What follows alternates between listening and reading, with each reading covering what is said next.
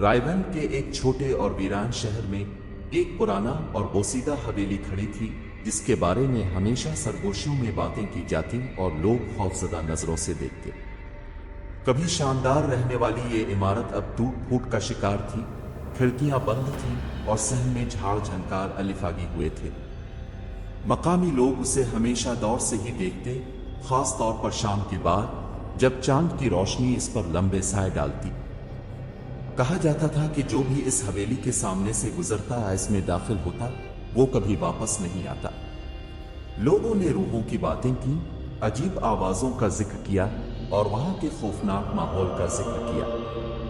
کچھ لوگوں نے رات کے اندھیرے میں چیخیں سنی تھیں، جبکہ کچھ نے اندھیروں میں پرچھائیوں کو دیکھا تھا۔ ایک دن چند نوجوان جو تجسس اور خوف کا مزہ لینا چاہتے تھے، سردیوں کی ایک شام اس حویلی کو دیکھنے کا فیصلہ کیا۔ ان میں ایمیلی، ایک بہادر لڑکی، اور اس کے دوست جیک، سارا اور ٹام شامل تھے۔ وہ سب حویلی کی حدود پر جمع ہوئے، ان کی سانسیں ٹھنڈی رات کی ہوا میں واضح تھیں۔ کیا ہم واقعی یہ کر رہے ہیں؟ سارا نے کانپتے ہوئے پوچھا۔ یہ تو صرف ایک پرانا گھر ہے، جیک نے جواب دیا، حالانکہ اس کی آواز میں بھی خوف تھا۔ اس میں ڈرنے کی کوئی بات نہیں۔ ٹام نے بھی حامی بھری، اگرچہ اس کی نظریں خوف سے حویلی کی طرف تھیں۔ ایمیلی، جو اس ساری مہم کی قیادت کر رہی تھی، نے گہری سانس لی اور آگے بڑھی۔ اس کا دل تیزی سے دھڑک رہا تھا۔ چلو، اس نے مضبوط آواز میں کہا۔ اس نے قدم بڑھایا اور جھاڑیوں سے بھرے میدان میں داخل ہو گئی۔ جیسے ہی اس کا پیر زمین پر لگا، اس کے جسم میں سرد لہر دوڑ گئی، لیکن اس نے ہمت نہ ہاری اور آگے بڑھتی رہی۔ ان کی روشنیوں کی کرنیں اندھیرے کو چیرتی ہوئی حویلی کی طرف بڑھی۔ حویلی کا دروازہ اب ان کے سامنے تھا اور وہاں پہنچتے ہی ہوا مزید سرد ہو گئی اور ایک غیر معمولی خاموشی نے انہیں گھیر لیا۔ ایمیلی نے دروازے کا ہینڈل پکڑا، اس کا ہاتھ کانپ رہا تھا۔ اس نے آہستہ آہستہ ہینڈل گھمایا، دروازہ چرچراتا ہوا کھل گیا اور آواز حویلی کے خالی کمروں میں گونج الفاٹے۔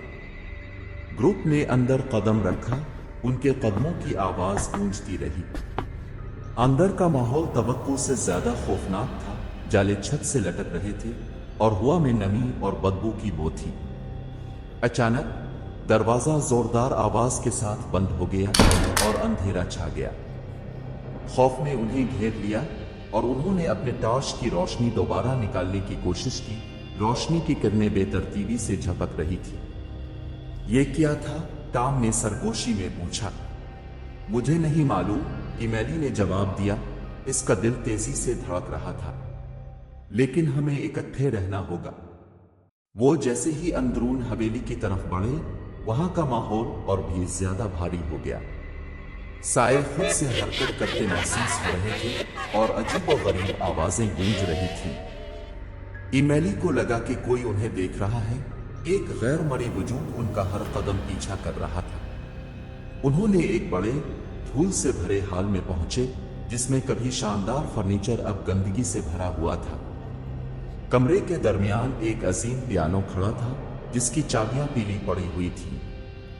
جیک، جو ہمیشہ شک میں رہتا تھا، اس کے قریب گیا اور ایک چابی دبائی۔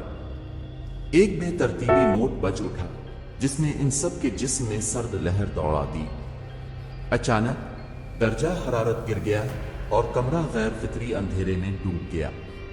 ایک سرد شیطانی ہنسی گونجی اور دیواریں ان کی طرف بڑھتی ہوئی محسوس ہوئیں۔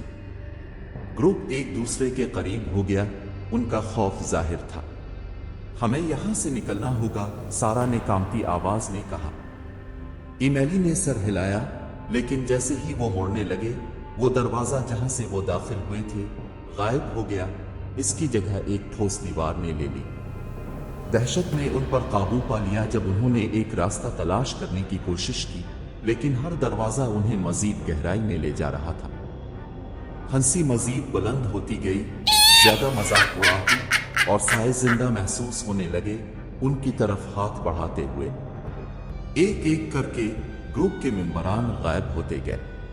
پہلے ٹام اندھیرے میں کھینچ لیا گیا، اس کی چیخیں اچانک خاموش ہو گئیں۔ پھر سارا فرش میں دھنس گئی، اس کی خوفزدہ آنکھیں ان کی آخری یادگار بنے۔ ایمیلی اور جیک آخری باقی رہ جانے والے دیوانہ وار بھاگتے رہے، ان کی سانسیں پھولتی ہوئی۔ وہ ایک بڑے مدھم روشنی والے کمرے میں پہنچے جس میں ایک بڑا آئینہ کھڑا تھا۔ آئینے میں ان کے اپنے چہروں کے بجائے ان کے بدنما شیطانی عکس نظر آ رہے تھے جو انہیں مکروہ مسکراہٹوں سے گھور رہے تھے۔ اچانک جیک آئینے میں کھینچ لیا گیا، اس کا جسم موڑتا اور موڑتا ہوا شیشے میں گھس گیا۔ ایمیلی اب اکیلی اپنے عکس کے سامنے کھڑی تھی جو اس کی طرف بڑھتا محسوس ہو رہا تھا۔ وہ پیچھے ہٹ گئی، اس کا دل دھڑک رہا تھا لیکن بھاگنے کی کوئی جگہ نہیں تھی۔ کمرہ مزید سرد ہو گیا اور ہنسی ایک جنون میں بدل گئی۔ ایمیلی نے محسوس کیا کہ ایک طاقت اسے آئینے کی طرف کھینچ رہی ہے، اس کا جسم پوری کوشش سے مزاحمت کر رہا تھا۔ اس نے چیخ ماری لیکن آواز اندھیرے میں کھو گئی۔ اس کا عکس اور بھی بڑا مسکرا رہا تھا اور آخری خوفناک لمحے میں اسے شیشے میں کھینچ لیا گیا، اس کا جسم بغیر کسی نشان کے غائب ہو گیا۔ آئینہ ٹوٹ گیا اور کمرہ خاموشی میں ڈوب گیا۔ حویلی اب خالی اپنی عجیب و غریب خاموشی میں واپس آ گئی۔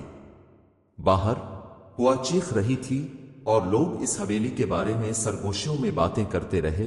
ان کی قسمت ان کی اپنی تجسس اور اس کے اندر موجود شیطانی روحوں نے مہر کر دی تھی۔ رائیونڈ میں پرانی حویلی کھڑی رہی، ان لوگوں کے لیے ایک خاموش انتباہ جو اس کی راہ میں آتے تھے، اور سالوں کے گزرنے کے ساتھ کہانیاں اور بھی زیادہ خوفناک ہو گئیں۔ حویلی کا قصہ شہر کی تاریخ کا ایک مستقل حصہ بن گیا، ایک یاد دہانی کے کچھ دروازے کبھی نہیں کھولنے چاہیے اور کچھ جگہیں کبھی نہیں چھیڑنی چاہیے۔